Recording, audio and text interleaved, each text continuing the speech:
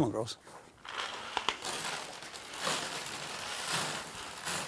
I always think it's pretty neat as you look at the farm now. I can see what Dad did himself, then I can see what he and I did together, then I can see what he and I and my son did together, and now we're looking at the next step of things that my son and I will do together, and then someday I'm sure him and his son or daughter will carry on.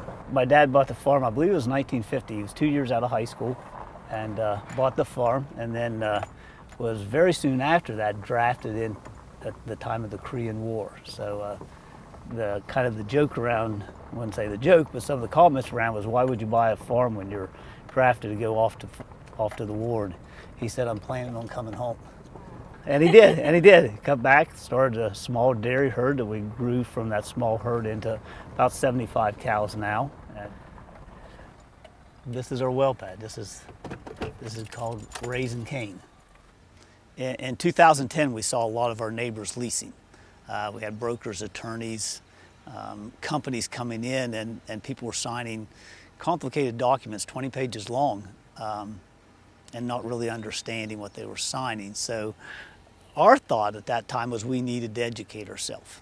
So 4, 5, 6 of us thought that we would get together in somebody's house and talk about this. And that evolved into where we decided to market our acres as a group. Instead of letting everybody take the education and go out and sign on their own, we would see if there's any companies out there interested in signing the whole group's acres. That's how it all started. The group quickly grew to about 34,000 acres, about 800 leases.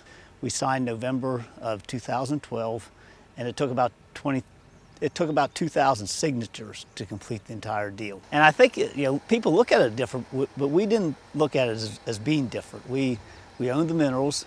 In order to get those extracted, to realize the benefit of that, we needed to partner up with an energy company.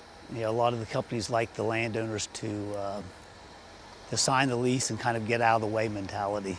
And what we thought was, this is a business relationship, and we should be treated as a partner.